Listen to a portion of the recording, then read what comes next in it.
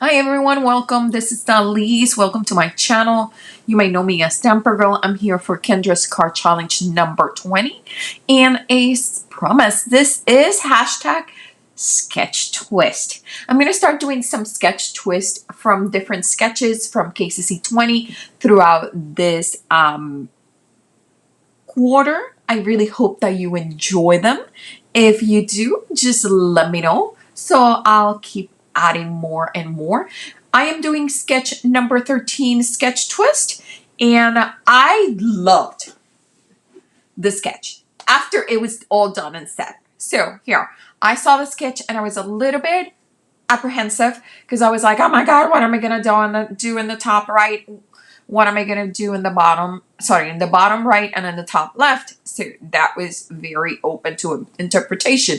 So the original sketch has the squares, but let me show you and let's put it together. Let's first talk about Kendra's card challenge. It is a quarterly challenge where you make 15 cards with 6 sheets of 6x6 pattern paper.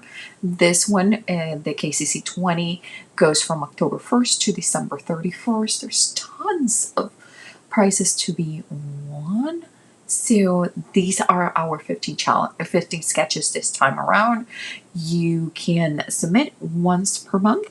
You take a picture of all 15 cards, a little piece of paper, or you can edit your image and put your name and where you're from, and you upload it to our InLinkz party. And just check out the Patreon.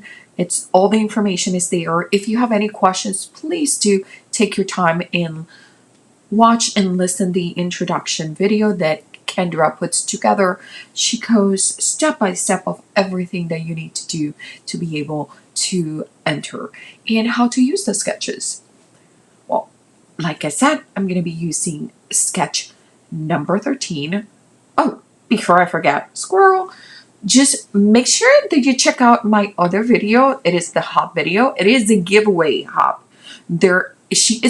Kendra is giving away $250 crafty package, and it's just amazing. Well, I'll put the link in the description below just in case. So let's start. These are the 2 cards that I did for the hop in the sketch, and the minimal twist that I did was literally twist and rotate our rectangles. For this new video, I have different shapes. The sketch intended at the beginning to do the squares like you see on the top left, but we are going to be doing in hearts and circles. So remember, all these sketch is just the startup of idea. Like you can see it and then you can interpret it as different things. So any shape that you see anywhere, you can interpret it as being a different shape. So for the hearts, since they are a tiny bit bigger than 1 inch by 1 inch, you'll see that I am going to have to overlap the ones that are on the straight line. And you'll see that as in my other video, I am using the little trick where I am using my ruler to make sure that I get that line of hearts or that line of shapes straight. It is very important that that line of shapes, it's pretty straight, because that is where your eyes are going to kind of go after you go to the focal point on the top left. Okay, I'm using this dress ink in the Calderal color, and just to add a little bit of interest and making it a little bit more vintage. These papers are a mix of whites and creams, and white and cream usually don't go so well together, and a good way to make them flawlessly blend and look like they go together is to add a little bit of ink. So there you saw the original, the square, the mini twist, which was the diamond.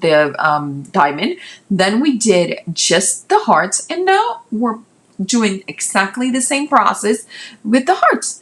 The hearts are a tiny bit bigger, so they are gonna be really, really close, or kind of overlapping. So I decided to go and add them pretty close to each other and then overlap the line, the center line, like I did with the hearts. You could have also pop dotted or put dimension on the one that you are overlapping, but since we are going to have a focal point on the top right, on the top left, I keep saying top right, on the top left, I thought that I didn't want anything to just take attention from the focal point. These papers are a mix match of my hashtag 1900s crafty stash. They do not go together. They're not a collection. They're different companies. But I thought that they all have this nice vintage warm feeling. And I think they work perfectly. So here is our second take.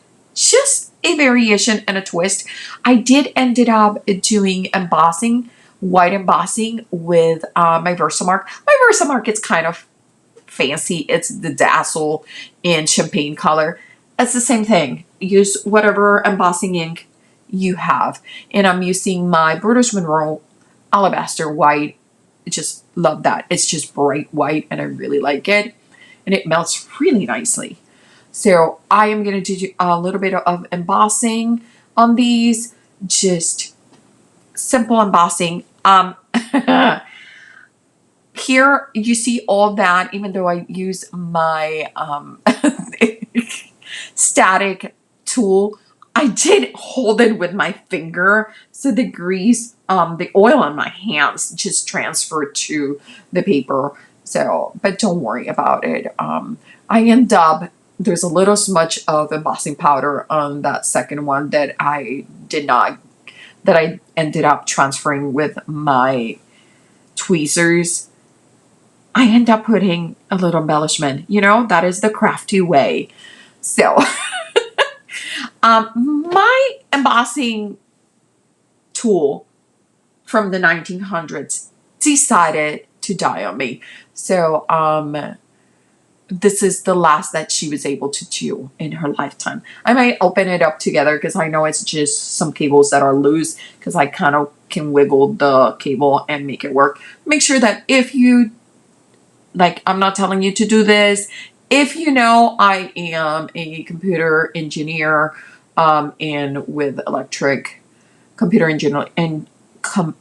and electric engineering background. So I kind of know what I'm doing. So, but please, if you don't, just don't worry about it. Go get yourself a new embossing tool. One thing I did not do on my square and the diamond shape is, as you notice, I kept the sentiment without curving or like doing anything to the corners. But for the circles and the heart, I decided since everything was kind of like had this soft look, that it would look better to just round the corners of the sentiment. And I just used a smaller, rounder corner that I have in this set of 3. And it was just perfect. Again, none of these papers matches. The only one is like that green one with the pattern paper is the same one as the green background because it's a double-sided. I am using Prima Marketing flowers from, again, hashtag 1900s crafty stash. Use your stash, everyone, use it. So I am going to do a very cute jewel brad in the center. Gonna add this, and for the circle and for the heart, I decided that they needed a little extra oomph.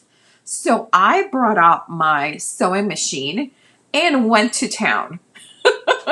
So let me show you. If there is just one thing that you learn from this video, please remember that when you're using a sewing machine on your cards, to always start with your needle down on your cardstock. That will help you not get your threads all bunched up in a knot. So there you go. Put it down first and just have fun. Now, I really hope that you enjoy this. And if you like, please, this video, like and subscribe. Let me know what you want to see. And remember, don't leave your crafting for tomorrow. Start today. Here are the final results.